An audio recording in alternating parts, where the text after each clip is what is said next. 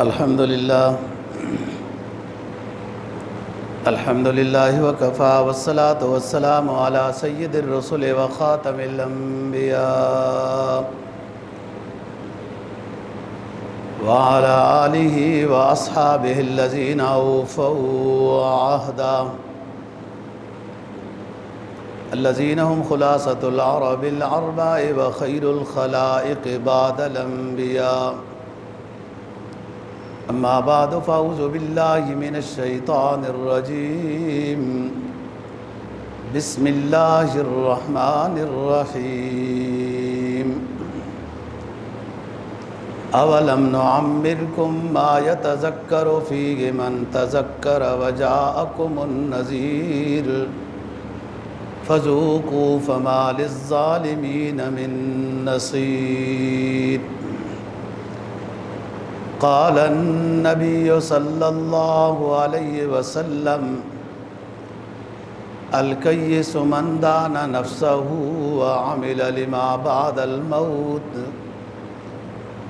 والعاجز من اتبع نفسہ ہواها وتمنى على اللہ صدق اللہ العظیم وصدق رسوله النبی الأمی الکریم ونحن على ذلك لمن الشاہدین والشاکرین والحمد للہ رب العالمین۔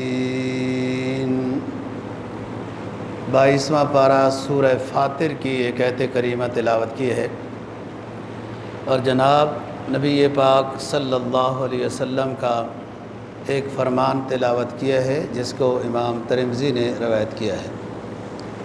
آیت کریمہ کا مفہوم یہ ہے اولم نعمرکم ما یتذکر،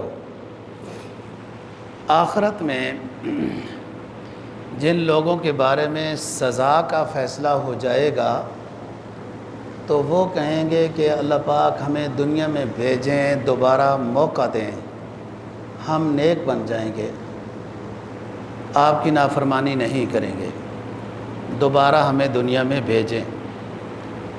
جواب ملے گا اولم نعمرکم، کیا ہم نے تمہیں ایک معقول زندگی نہیں دی تھی؟ ما یتذکرو، کہ اس سے تم نصیحت حاصل کرتے، اچھے کام کرتے، وجاءکم النذیر، اور تمہارے پاس ڈرانے والے بھی آتے رہے، تمہیں متنبع کرتے رہے کہ غفلت کی زندگی سے باز آؤ، تم نے اس زندگی سے فائدہ نہیں اٹھایا تو اب دوبارہ موقع نہیں ملے گا۔ فذوقوا، اب چکھو عذاب، ما للظالمین من نصیر، ظالموں کا کوئی مددگار آج نہیں ہوگا۔ جناب نبی پاک صلی اللہ علیہ وسلم کے فرمان کا مفہوم یہ ہے کہ عقل مند شخص وہ ہے کہ جس میں دو باتیں ہوں، ایک تو اپنے آپ کو پہچان چکا ہو، من دان نفسہ، اور آخرت کی اس کو فکر لگ جائے۔ دوسرا، عقل مند آدمی کی پہلی علامت یہ ہے کہ اپنے آپ کو پہچان لے، اور دوسری علامت یہ ہے کہ آخرت کی اس کو فکر لگے۔ جب آخرت کی فکر لگتی ہے تو دنیا بھی بن جاتی ہے۔ آخرت کا جب ڈر ہوتا ہے نا، ظلم نہ کروں، کسی کا مال نہ کھاؤں، فلاں نہ کروں، آخرت میں حساب ہوگا، یہ ساری چیزیں درست ہو جاتی ہیں۔ حدیث کا مفہوم کہ عقل مند وہ ہے کہ جس نے اپنے آپ کو پہچان لیا اور آخرت کی فکر کر رہا ہے، نیکیاں بجا لا رہا ہے۔ اس حدیث میں جو امام ترمذی نے نقل کیا، اس میں ہے والعاجز من اتبع نفسہ ہواہا، بیکار شخص وہ ہے جس نے اپنے نفس کو اپنی خواہش کے تابع بنا رکھا ہے، اپنے آپ کو جس طرح کی بھی کوئی خواہش آتی ہے اسی طرح شروع کر دیتا ہے کام، جائز ناجائز کا، حرام حلال کا اسے کوئی امتیاز نہیں ہے۔ من اتبع نفسہ ہواہا، اس نے اپنا معبود خواہش کو بنایا ہوا ہے۔ وتمنا علی اللہ، اور ان کو کہا جائے خوف خدا کرو، اوامر بجا لاؤ، نواہی سے بچو، خوف خدا کرو۔ کیا کر رہے ہو؟ کہتا اللہ مالک جی، اللہ بڑا مہربان ہے۔ آگے سے یوں کہتا ہے۔ اور ابو داود کی حدیث میں یہ ہے کہ الکیس من دان نفسہ وعمل لما بعد الموت والاحمق، ترمذی کی حدیث میں تو یہ ہے کہ اول عاجز ہو، بیکار شخص وہ ہے، عاجز وہ ہے، اور دوسری حدیث میں والاحمق، بے وقوف وہ ہے جس نے اپنے آپ کو خواہش کے تابع کیا ہوا ہے۔ اور پھر جب اسے کوئی ڈرائے غلط کر رہے ہو تو اللہ مالک کیجیے، اللہ بڑا بادشاہ ہے۔ یہ بھی شیطانی دھوکہ ہے۔ تو قرآن مجید نے سورہ جاسیہ میں یعنی 25ویں پارے میں اور 19ویں پارے میں یہ بتایا کہ بعض لوگوں نے اپنا معبود، اپنا رب، اپنی خواہش کو بنایا ہوا ہوتا ہے۔ افرأیت من اتخذ الہہ ہوا، کیا دیکھا ہے آپ نے اس شخص کو، کیا دیکھا ہے آپ نے اس شخص کو جس نے اپنا معبود اپنی خواہش کو بنایا ہوا ہے۔ خواہش میں ماحول بھی داخل ہے، سنگی دوست بھی داخل ہیں۔ وہ خواہش پہ عمل کرنا آسان لگتا ہے۔ ہر بندہ یہ جائزہ لے، تھوڑا سا کم کرو، ہر بندہ یہ جائزہ لے کہ جو اسلام کے خلاف وہ کام کر رہا ہے وہ کس کی مان رہا ہے۔ نماز پڑھ رہا ہے، خدا رسول کی مان رہا ہے، زکوٰۃ دے رہا ہے، خدا رسول کی مان رہا ہے وغیرہ، لیکن جہاں اس سے خلاف شرع کام ہو رہے ہیں وہ سوچے نا وہاں کس کی مان رہا ہے، تو اس کو دل متنبع کرے گا کہ تم خواہش کی مان رہا ہے، ماحول کی مان رہا ہے، رسم و رواج کی مان رہا ہے۔ تو یہی قرآن نے کہا افرأیت من اتخذ الہہ ہوا، کیا آپ نے دیکھا ہے اس شخص کو جس نے اپنا معبود اپنی خواہش کو بنایا ہوا ہے۔ خواہش کو معبود نہیں بنانا، رب العالمین کو اپنا معبود بنانا ہے۔ تو فرمایا کہ عقل مند شخص وہ ہے جو اپنے آپ کو پہچانے، اپنے آپ کو پہچانے۔ عقل مند شخص وہ ہے جو اپنے آپ کو پہچانے، میری حیثیت کیا ہے یہ پہچان ہے۔ ہفت اقلیم کا بادشاہ ہے تو حیثیت کیا ہے، 7 بر اعظموں کا اگر بادشاہ ہے تو حیثیت کیا ہے، دنیا چھوڑ جانا ہے، یہی حیثیت ہے نا۔ لکھا تھا نوشیروان کے در پہ بآب زر کہ اس منزل غریب کے ساکن کہاں گئے، بڑا بادشاہ تھا۔ اپنے آپ کو پہچانے، کل بچہ تھا آج جوان ہوں، کل بوڑھا ہو جاؤں گا، اور ہر طرح کے مسائل مصائب کا واسطہ ہوگا، اور اس کے بعد تو پھر قبر کی ہی منزل ہے اور کوئی منزل نہیں ہے۔ اپنے آپ کو پہچانے، ایک یہ پہچاننے کا طریقہ ہے۔ دوسرا پہچاننے کا طریقہ یہ ہے کہ ہم مسلمان ہیں، ہم دنیا چھوڑ کر جائیں گے، اس پر ہمارا ایمان ہے۔ الموت حق والقبر حق والحشر حق والمیزان حق، جنت حق جہنم حق، اس پر ہمارا ایمان ہے۔ جب ہمارا ایمان ہے تو ہم جب آخرت میں جاتے ہیں تو کوئی سرمایہ ہونا چاہیے نا۔ لوگ سفر پہ جاتے ہیں ادھر دوسرے شہروں میں تو اپنی ضروریات ساتھ لے کے جاتے ہیں۔ ہمارا جب ایمان ہے ہم نے آخرت میں جانا ہے، حساب و کتاب ہونا ہے، تو اس کے لیے سرمایہ ہونا چاہیے، کوئی پونجی ہونی چاہیے تاکہ وہاں پر شرمندگی نہ ہو۔ وہ پونجی کیا ہے یہ پہچاننا ہے۔ ایک تو پہچاننا ہے بچپن آیا، جوانی آئی، بڑھاپا آ گیا، ختم، میری حیثیت کیا ہے۔ اور دوسرا یہ کہ جس عالم میں ہم جا رہے ہیں اس کے لیے سرمایہ چاہیے۔ سرمایہ ہے تو بڑی اچھی بات ہے، نہیں ہے تو سرمایہ کی فکر کرنی چاہیے، یہ اپنے آپ کو پہچاننا ہے۔ پھر اس سے اگلا بھی پہچان ہے جو صوفیاء کی اصطلاح میں پہچان ہے کہ رات کو ایک قلم کاغذ لو، رات کو ایک قلم کاغذ لو، آج دن کا یہ لکھو کہ آج دن کو گناہ کتنے ہوئے، صبح سے لے کر آج عشاء کو جو ہم گھر آئے ہیں، آج دن کو گناہ کتنے ہوئے، بدنظری کتنی ہوئی، نماز کی سستی ہوئی، جھوٹ کتنا بولا، رشوت کا معاملہ کتنا کیا، دھوکہ کتنا کیا، فلاں کاروبار، فلاں دفتر میں ڈنڈی کتنی ماری، کیا کیا نا جی، یہ ساری لسٹ بناؤ کہ آج گناہ کتنے کیے، اور ساتھ لسٹ بناؤ کہ نیکیاں کتنی کی ہیں۔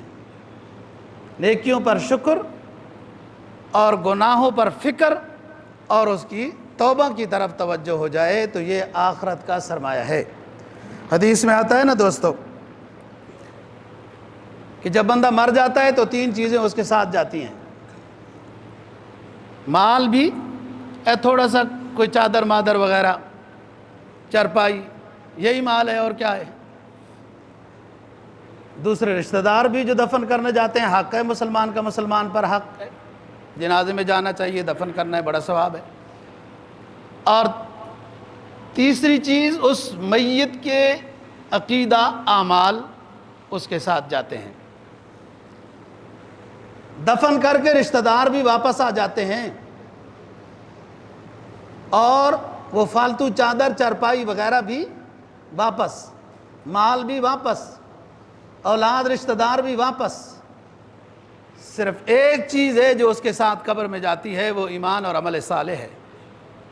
سرمایہ تو وہ ہوا نا جس نے قبر میں بھی ساتھ نہیں چھوڑا، سرمایہ وہ کیا ہوا جو ادھر ہی رہ گیا، اصل سرمایہ ایمان عمل صالح ہے، اور پھر نیکی کرتا جائے، بجا لاتا جائے، اور ساتھ اللہ سے امید رکھے کہ یقیناً میرا رب مجھے معاف کر دے گا۔ انا عند ظن عبدی بھی، حدیث قدسی ہے کہ میں اپنے بندے کے گمان کے پاس رہتا ہوں، کیونکہ ایمان کا حکم ہے، ایمان لانا، ارکان اسلام کو بجا لانا، گناہوں سے بچنا، نیکیاں بجا لانا، یہ کرے۔ پھر اس کے بعد حدیث میں آتا ہے اللہم، آپ کی دعا ہے، اللہم انی مغفرتک اوسع من ذنوبی، اے اللہ آپ کی مغفرت میرے گناہوں سے زیادہ ہے۔ آپ کی مغفرت کا جو وصف ہے وہ ہمارے گناہوں سے زیادہ ہے۔ وَرَحْمَتُكَ أَوْسَعَ مِنْ عِنْدِي مِنْ عَمَلِي، آپ کی رحمت کی چھتری بڑی ہے میرے اعمال کے مقابلے میں، میری نیکی بھی اگر ہے تو کوئی حیثیت نہیں رکھتی، میری نیکی کے مقابلے میں آپ کی رحمت کی چھتری بڑی ہے، اور میں اپنے رب سے امید رکھتا ہوں کہ وہ مجھے معاف کر دے گا۔ پہلے ایمان ہو، عمل صالح ہو، اور اس میں فکر ہو۔ امام غزالی رحمہ اللہ تعالیٰ نے لکھا ہے قرآن کی روشنی میں کہ آخرت میں 4 طرح کے گواہ ہوں گے جو انسان کے حق میں یا انسان کے خلاف گواہی دیں گے۔ پہلا گواہ کیا ہے؟ فرمایا یومئذ تحدث اخبارہا،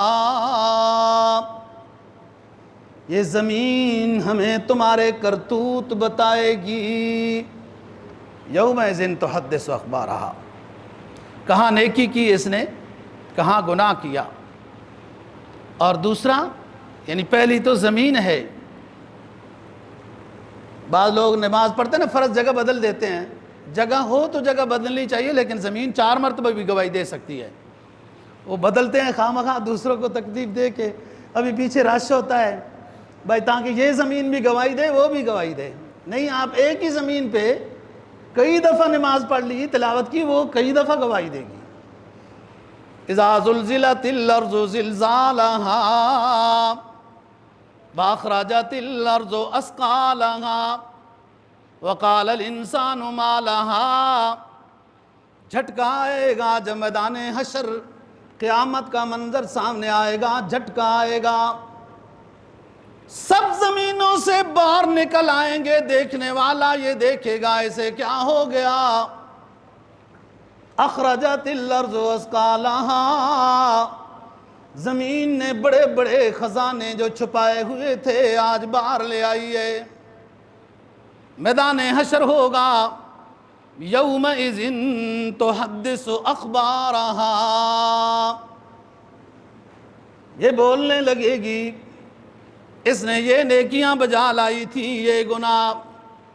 دوسرا گواہ قرآن کہتا ہے الیوم نختم علی افواہہم وتکلمنا ایدیہم وتشہد ارجلہم بما کانوا یکسبون۔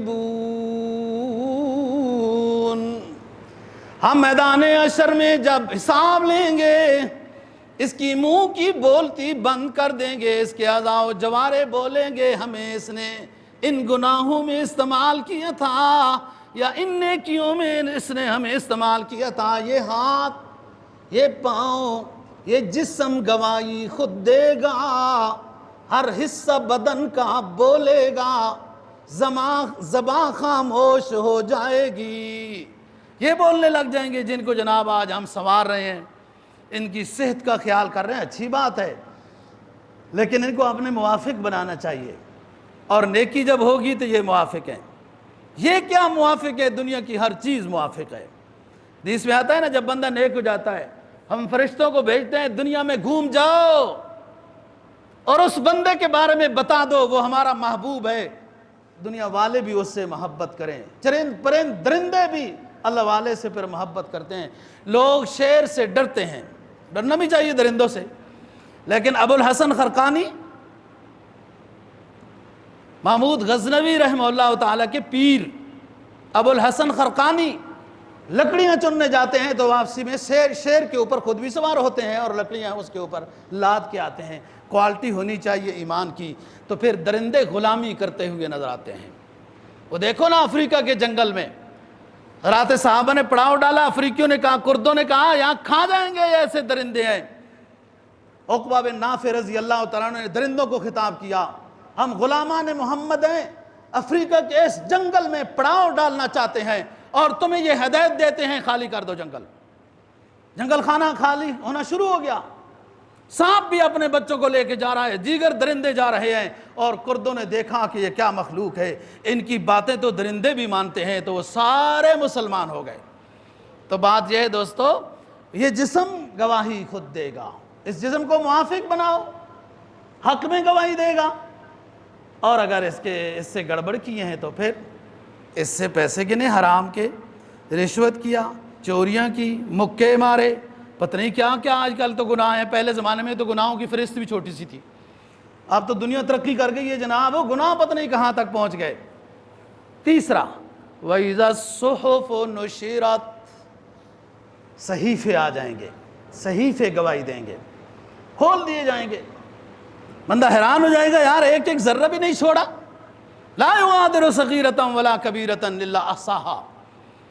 سورہ کاف، جب ممال تیسرا گواہ، پہلا گواہ زمین، دوسرا گواہ انسان کے اپنے اعضاء و جوارے، اور تیسرا گواہ اعمال نامے، اور بندہ حیران ہو جائے گا، لا یغادر صغیرۃ ولا کبیرۃ الا احصاھا۔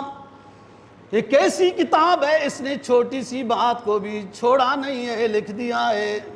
حیران ہو جائے گا اس وقت۔ 24ویں پارے میں قرآن کیا کہتا ہے؟ فرمایا وَجِیءَ بِالنَّبِیِّینَ وَالشُّہَدَاءِ وَقُضِیَ بَیْنَہُم بِالْحَقِّ وَجِیءَ بِالنَّبِیِّینَ وَالشُّہَدَاءِ۔ بُزِل کتاب، عمل نامے دیے جائیں گے، ایک ہوا چلے گی، کسی کو دائیں ہاتھ میں ملیں گے، کسی کو بائیں ہاتھ میں ملیں گے۔ جو بائیں ہاتھ میں ملیں گے وہ سمجھ جائے گا ناکامی ہے، اور جس کو دائیں ہاتھ میں ملیں گے وہ بڑا خوش ہو جائے گا، حالانکہ وہ سمجھ گیا ہے کہ دائیں ہاتھ میں عمل نامہ ملا ہے نا جی، سمجھ گیا ہے دنیا میں اتنی بات تو سنی ہوئی تھی۔ کیا کہے گا خوش ہو؟ اقرا کتابک، ذرا میری کتاب تو پڑھو، اس میں لکھا کیا ہے، حالانکہ اسے پتہ ہے کہ مجھے دائیں ہاتھ میں عمل نامہ ملا ہے۔ ہاؤ مقرؤ کتابیہ انی ظننت انی ملاق حسابیہ۔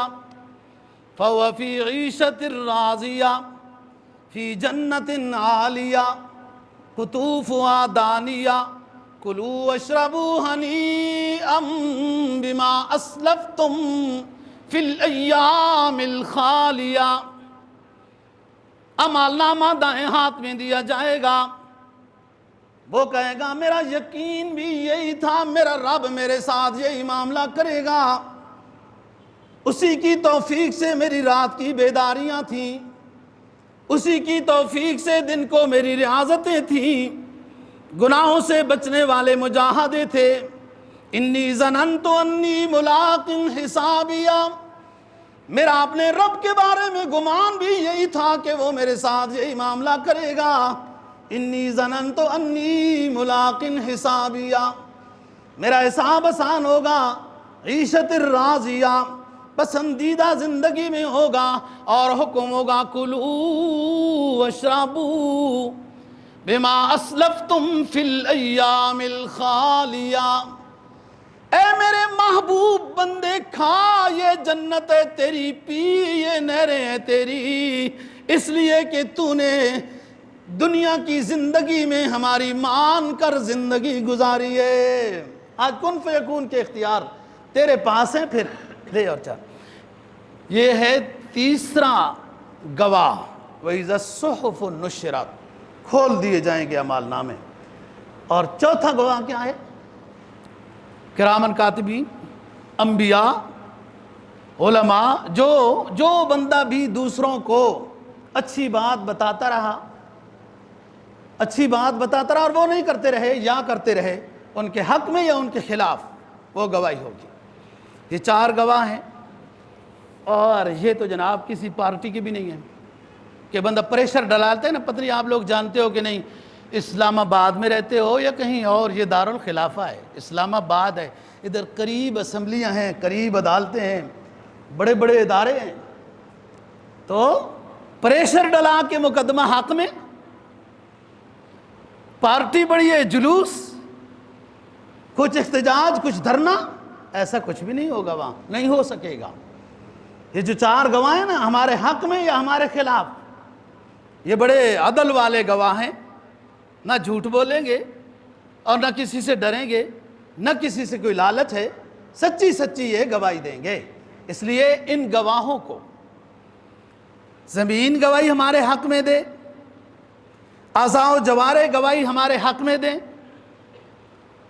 اعمال نامے ہمارے حق میں لکھے ہوں، کرامن کاتبین ہمارے حق میں گواہی دیں، اور انبیاء اور علماء جو ڈراتے رہے، حق بات بتاتے رہے، وہ ہمارے حق میں گواہی دیں۔ ان گواہوں کو اپنے حق میں بنانے کا طریقہ کیا ہے؟ اسلام نے اس میں کیا بات سکھائی ہے کہ تم کیسے کام کرو تو یہ 4 گواہ آپ کے حق میں گواہی دیں گے۔ اور وہ کیا ہے چیز، طریقہ کار بڑا آسان ہے،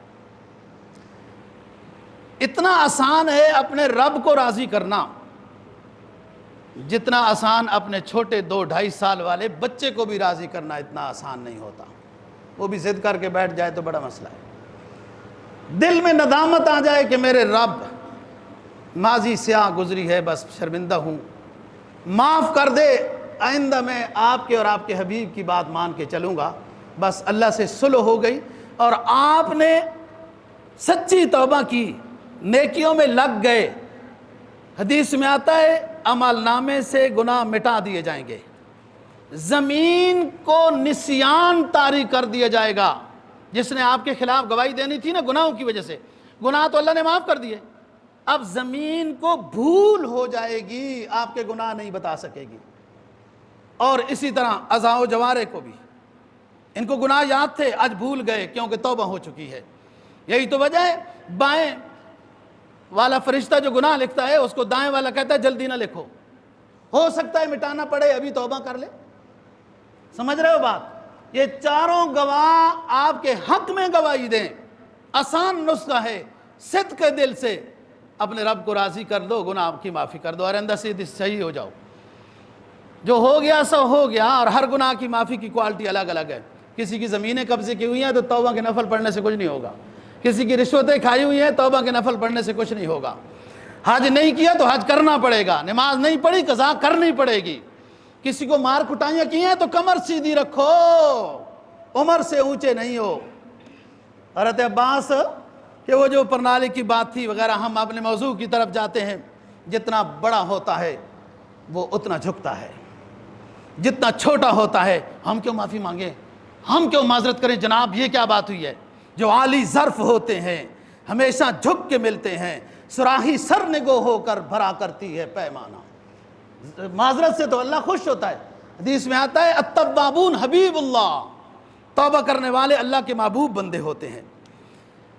فرمایا اذا تاب العبد انسى اللہ تعالی الحفظت ذنوبا وانسى ذلك جوارحه ومعالمه في الارض حتى يلقى الله تعالى وليس عليه شاهد من الله بذنب، رواہ مستدرک۔ فرمایا جب بندہ سچی توبہ کرتا ہے اللہ اس کی توبہ کو قبول کر لیتا ہے، پھر اللہ پاک حکم دیتا ہے الحفظہ کرامن کاتبین کو کہ اس کے اعمال نامے سے یہ گناہ مٹا دو، میرا بندہ میرا اب باغی نہیں رہا، میرا دوست ہو گیا ہے۔ وَأَنْسَى ذَلِكَ جَوَارِحَهُ، پھر اعضاء و جوارح کو اللہ حکم دیتا ہے میرے بندے نے تمہارے ہاتھوں پاؤں سے تم سے جو گناہ کیے ہیں بھلا دو، مٹا دو، اب میرے بندے کے خلاف گواہی نہ دینا۔ وَمَعَالِمَهُ مِنَ الْأَرْضِ، زمین کی جن جن جگہوں میں اس بندے نے گناہ کیا زمین کو بھی ہدایت دی جائے گی، اس بندے سے ہماری صلح ہو گئی ہے، ہم اس سے راضی ہو گئے ہیں، اب اس کے خلاف گواہی نہ دینا۔ میدان حشر ہوا حتیٰ یلقى اللہ، یہاں تک کہ یہ گناہگار بندہ جس نے اپنے گناہوں کی معافی کرا لی اللہ سے ملے گا، وَلَيْسَ عَلَيْهِ شَاهِدٌ مِّنَ اللَّهِ، اس کے خلاف ایک بھی میدان حشر میں گواہی دینے والا نہیں ہوگا، کیونکہ یہ ان گواہوں کو زندگی میں اپنے موافق بنا چکا ہے، زندگی میں اپنے منافق۔ تو موافق بنانے کا طریقہ وہ یہ کہ توبہ ہے سچی، اور ہر گناہ کی توبہ کی نوعیت الگ الگ ہے، یہ یاد رکھنا، یہ یاد رکھنا۔ حقوق اللہ کا معاملہ رب کے ساتھ ہے، آپ نے نماز قضا کرنی، زکاتیں نہیں دی ہیں تو وہ دو، حج نہیں کیا تو وہ، لیکن گن کے پیسے کھائے، بنگلے بنائے، فلان کیا، وہ تو پھر اس کے ساتھ پہلے معاملہ کرو، پھر رب سے معافی دو۔ پیسے کسی کے کھائے ہوئے مقبول نمازیں دینی پڑے گی، مقبول۔ ہمیں تو اتنا بھی نہیں پتا کہ ہماری مقبول نمازیں کتنی ہیں، ہم تو 4 فرضوں میں سارا حساب دفتر کا پورا کر دیتے ہیں، ہماری نمازیں تو یہ ہیں۔ کہاں رجوع ہے، کہاں خشوع ہے؟ امام غزالی رحمہ اللہ تعالیٰ کہتے ہیں نا، ہر مومن بندے پر توبہ ضروری ہے نجات کے لیے، اور رجوع اللہ ضروری ہے۔ رجوع اللہ کیا ہے؟ ہر وقت متوجہ اللہ، اور یہ ملکہ حاصل ہو جاتا ہے، قدم قدم پہ حاصل ہو جاتا ہے۔ اس سے پہلے امام شافعی رحمہ اللہ کی بات یاد آ گئی، فرماتے ہیں کہ میں صوفیاء کی مجلس میں بہت عرصہ رہا، اللہ والوں کی مجلس میں نے ان سے 2 سبق سیکھے۔ ایک وقت بڑا کڑوا ہے، تلوار کی طرح کڑوا ہے، تیز ہے، اس کو نہ کاٹو تو یہ بندے کو کاٹتا ہے۔ صوفیاء کی مجلس میں 2 سبق سیکھے ہیں، ایک وقت تلوار ہے، اس کو کاٹو کام میں لاؤ، اگر کام میں نہیں لاؤ گے وقت کو تو وقت تمہیں برباد کرے گا، تم سے غلطیاں کرائے گا۔ اور دوسرا گر جو صوفیاء کی مجلس میں سیکھا ہے، نیک لوگوں کے ساتھ رہو، نیکی کی بھی توفیق ہوگی، نیکیاں بچ کے بھی رہیں گی۔ اگر نیک لوگوں کے ساتھ نہیں رہو گے تو برعکس اللہ کے باغیوں کے ساتھ جڑ جاؤ گے، پھر وہاں وہ والے کام کرتے رہو گے جو وہ کرتے ہیں۔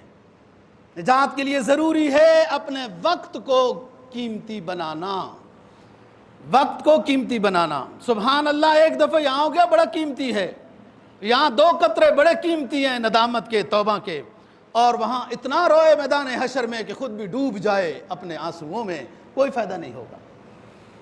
امام غزالی رحمہ اللہ کی بات سنا رہا تھا، فرماتے ہیں کہ توبہ واجب ہے اور رجوع اللہ ضروری ہے کامیابی کے لیے۔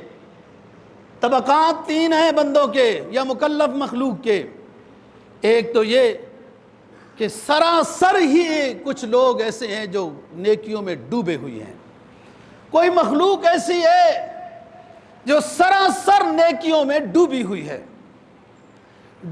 ہے اور کوئی گناہ ان سے نہیں ہوتا، یہ فرشتے ہیں اور انبیاء علیہ السلام ہیں، یہ تو ہم ہو نہیں سکتے۔ دوسرا درجہ، تھوڑا سا اونچا کرو، دوسرا درجہ کہ سراسر گناہ میں ڈوبا ہوا ہے، سراسر کوئی نیکی اس میں نہیں ہے، یہ ملکہ ہے، یہ وصف ہے، وصف کہیں یا کچھ اور کہیں، یہ شیطانی عمل ہے، بس گناہ کے علاوہ کوئی چیز نہیں ہے، یہ شیطان ہے۔ نیکی ہے، انبیاء ہیں، فرشتے ہیں، اور ایک وہ مومن بندہ ہے، نیکیاں کرتا رہتا ہے، کبھی گناہ ہو جاتا ہے، گناہ ہونے کے بعد توبہ کر لیتا ہے۔ یہی باب آدم علیہ السلام سے سبق ملا، ربنا ظلمنا انفسنا وان لم تغفر لنا، یعنی غلطی ہو گئی تو یہ مطمئن چلتا پھرتا کیسے ہے، فوراً اپنا معاملہ صاف کرے اور اللہ کو راضی کرے، توبہ کرے، استغفر اللہ پڑھے۔ فرمایا توبہ لمن وجد فی صحیفتہ استغفارا کثیرا، خوشخبری اس شخص کے لیے جو میدان حشر میں اپنے اعمال نامے میں کثرت سے استغفار دیکھے گا، جو پڑھتا رہا چلتے پھرتے استغفار۔ اور ایک حدیث میں فرمایا من لزم الاستغفار، جس شخص نے اپنے ذمہ استغفار لازم کیا، جعل اللہ له من کل ہم فرجا ومن کل ضیق مخرجا ورزقہ اللہ تعالی من حیث لا یحتسب، ہر پریشانی اللہ دور کرے گا، جس مصیبت میں پھنسے ہو اس سے نجات دے گا، اور غیب سے اللہ پاک رزق عطا کرے گا۔ یہی بڑی پریشانی ہے اس وقت، کثرت استغفار کرو، رزق میں بھی اضافہ ہو جائے گا۔ تو بات یہ ہے دوستو، یہ وقت، یہ زندگی، یہ بڑی قیمتی ہے، اور آخرت میں بندہ کہے مجھے اب موقع دیا جائے جناب کہ میں اب نہ چوری کروں گا، نہ ڈاکے ڈالوں گا، نہ جھوٹ ماروں گا، نہ کچھ کروں گا، میں بالکل نیک بن جاؤں گا، وہ دوبارہ اس وقت۔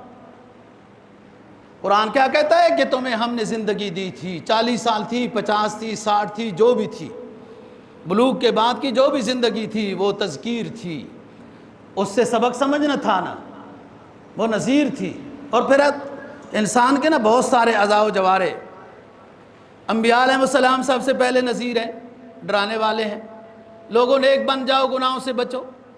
پھر اس کے بعد ان کے جانشین ہوتے ہیں علماء، صلحاء، اولیاء، محدثین، فقہاء، حضرات صحابہ اہل بیت رضی اللہ عنہ میں، یہ سب نذیر ہیں، ڈرانے والے، اسلام کی دعوت دینے والے نذیر ہوتے ہیں۔ نمبر 3، انسان کے سفید بال نذیر ہوتے ہیں، سفید دوبالا، کلر سے تو کالے ہو جاتے ہیں لیکن فطرت سے کالے نہیں ہوتے، یہ ڈرانے کے لیے آتے ہیں کہ آپ کچھ اگلی منزل کی بھی خیال کرو۔ اور پپو بننا، ڈبل بلیڈ چلانے سے تو وہ بال کس طرح چھپتے ہیں، وہ پھر کل نکل آتے ہیں۔ یہ آپ لوگ جو پپو بنتے رہتے ہیں، یہ ذرا سوچا کرو کہ ہم نے اپنے نبی پر ایمان لایا ہے، ذرا سوچو نا، مراقبہ کرو، محاسبہ کرو، کیا ہمارے نبی پاک صلی اللہ علیہ وسلم کے چہرے انور پر داڑھی تھی یا نہیں تھی؟ اپنے سے پوچھو نا، مولوی کو کیا کرتے ہو؟ آپ کا دل متنبہ کرے گا کہ ہر پیغمبر کی داڑھی ہوتی ہے، اور آپ کے پیغمبر کے چہرے پہ تو بہت سجدی تھی داڑھی ہے، آپ کو گواہی دے گا۔ پھر انشاءاللہ میری اس بات کا فائدہ بھی ہوگا جب اپنے آپ کو بھی ساتھ شریک کرو نا جی۔ یہ سفید بال بھی نذیر ہیں، ہمیں تو کسی جگہ معاشرے میں کہیں جانے میں کوئی مشکل پیش نہیں آئی داڑھی رکھ کر۔ یہ جو بغیر داڑھی والے ہیں وہ کیا سمجھتے ہیں کہ ہم کہیں جاتے ہیں تو ہمیں مشکل پیش آتی ہے؟ نہیں، یہ نیت نہیں ہونی چاہیے، داڑھی کے ساتھ تو عزت میں اضافہ ہوتا ہے، اللہ فرشتوں کے ذریعے سے بھی عزت کراتا ہے، یہ کیا بات ہے؟ اچھا بعض لوگ نا بلیڈ نہیں چلاتے اور مشین چلاتے ہیں، دل کو خوش کرتے ہیں یا نفس کو کہ کچھ تو سنت عمل کر رہے ہیں، بابو کچھ بھی نہیں کر رہے ہیں، سنت یہ ہے جو پوری ایک مشت داڑھی ہو. آپ کو مولوی صاحب نظر آتا ہے نا, نظر آ رہا ہے نا آپ لوگوں کو, سوئے ہو جاگے ہو, داڑھی نظر آ رہی ہے, میں آپ کو اچھا لگ رہا ہوں یا فضول لگ رہا ہوں؟ بولو. سنت میں بہاریں ہیں, سنت میں رونقیں ہیں, سنتوں میں عزت ہے. کہیں بھول گئے ہو, کہیں اور جگہ عزت ڈھونڈ رہے ہو. انبیاء نذیر, ان کے خلفاء ڈرانے والے, علماء نذیر, صلحاء واعظ و نصیحت کرنے والے. یہ ڈرانا ہی ہے نا, یہ جو نصیحت کر رہا ہوں کہ سمجھ جاؤ. اور سفید بال ڈرانے والے, اور یہ کبھی گوڈوں میں درد, کبھی گھٹنوں میں درد, کبھی کمر میں درد, کبھی فلانی بیماری, کبھی فلانی بیماری. یہ حقیقت میں سب نذیر ہیں, متنبع کر رہے ہیں. یہ اعضاء و جوارح کا کھڑکھڑانا, اور گوڈے لگا بھی دیے نئے تو کیا فرق پڑتا ہے, پھر بھی وہ بھی مصنوعی ہے, نظام گزارا ہی چلانا ہے. یہ سب نذیر ہیں دوستو.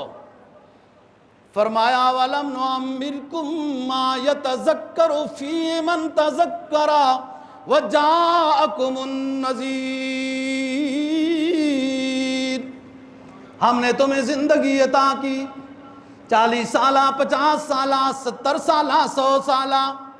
یہ زندگی بھی نذیر تھی, تمہیں اس سے نصیحت حاصل کرنی چاہیے تھی. ہمارے انبیاء آئے, معصوم ہستیاں آئیں, اولیاء آئے, فقہاء آئے, صحابہ آئے, وہ ڈراتے رہے. تمہارے بال سفید کر دیے, وہ ڈراتے رہے. تمہاری اولاد ہو گئی, پوتے ہو گئے, وہ ڈراتے رہے کہ دادا جی پلیٹ فارم خالی کرو, ہم آ گئے ہیں. ہر طرح کی بیماریاں جو پے در پے آتی رہی, تمہارے لیے نذیر بن کر آئیں. نہ سمجھے تو ہم کیا کریں. ایک عربی کہتا ہے, بڑے درد کے ساتھ بات کرتا ہے, فرمایا اِذِ الرِّجَالُ كَبُرَتْ أَوْلَادُهَا. یاد رکھنا, یاد کر لینا ان اشعار کو. بڑی مشکل زبان تم نے یاد کر لی ہے, یہ فطرت کی زبان ہے, ہمارے پیغمبر کی زبان, قرآن کی زبان, حدیث کی زبان, جنت کی زبان ہے.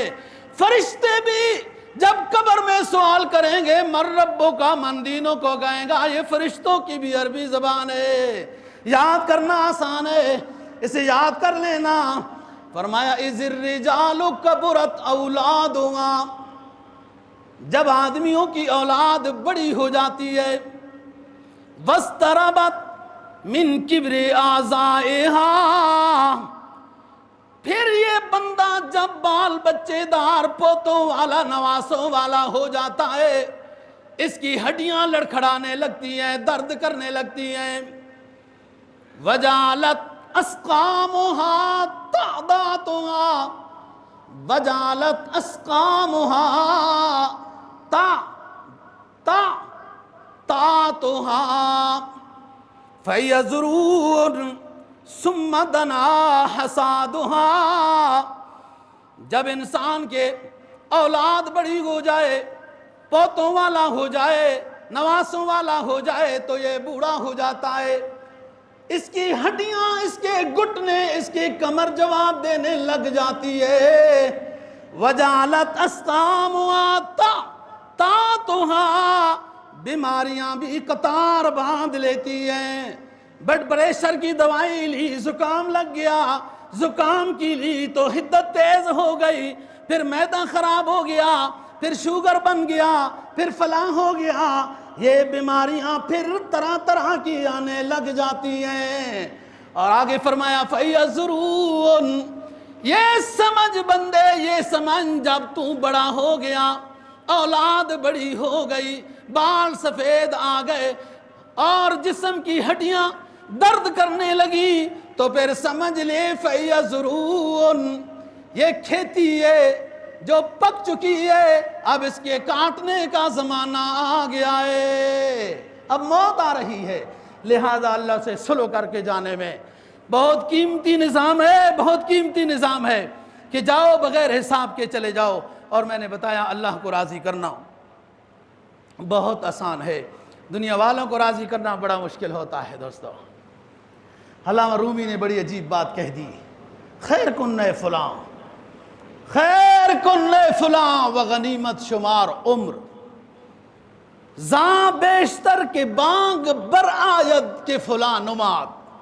بڑی بات کہہ دی، اے میرے بندے نیکی کر، یہاں سبحان اللہ جنت میں درخت لگا دیتا ہے، ایک سبحان اللہ، تو جتنے درخت چاہیے اتنے لگاؤ، اتنا خرچہ کر کے جاتے ہو کہیں ادھر ادھر درخت دینے کے لیے، درخت اسلام آباد میں بھی بہت ہیں، روڈ اور درخت اسلام آباد میں بھی بہت ہیں، دور جانے کی ضرورت نہیں ہوتی، لیکن اپنی جنت میں اپنے فارم ہاؤس میں وہ درخت لگانا چاہتے ہو تو جتنے سبحان اللہ کہو اتنے درخت لگ جائیں گے، حدیث ہے۔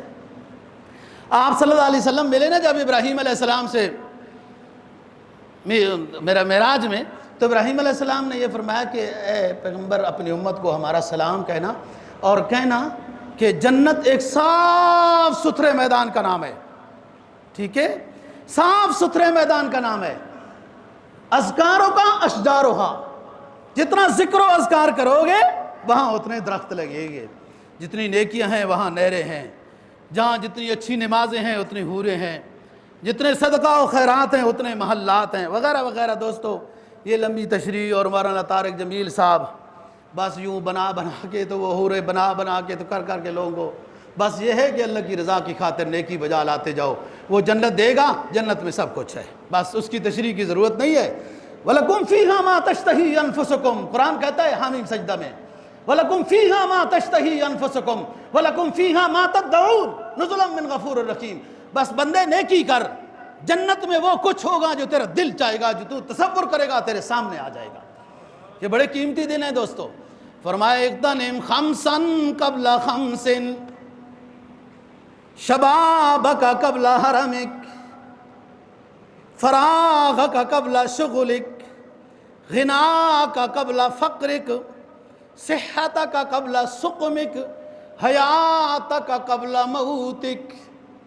اے بندے 5 چیزوں کو غنیمت جان، اگلی 5 آنے سے پہلے۔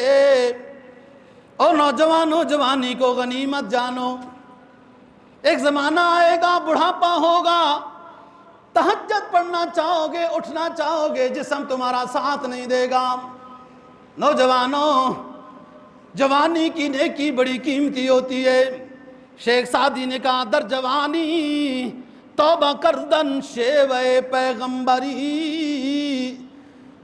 گرگزادہ ورنہ گرگزادہ پیر بھی شبد پرہیزگار، ورنہ تو بھیڑیا بھی جب بوڑھا ہو جاتا ہے تو اس کے پاس پرہیزگاری کے علاوہ کوئی عمل نہیں ہے، اب ڈھک کر بیٹھ جاتا ہے۔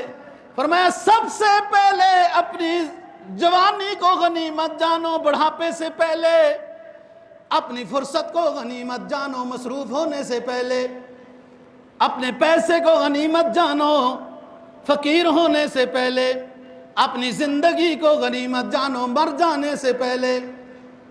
اور ان 5 چیزوں کو جب غنیمت جانو، کام میں لاؤ، اللہ رسول کو راضی کرو، دنیا بھی بن جاتی ہے، آخرت بھی بن جاتی ہے۔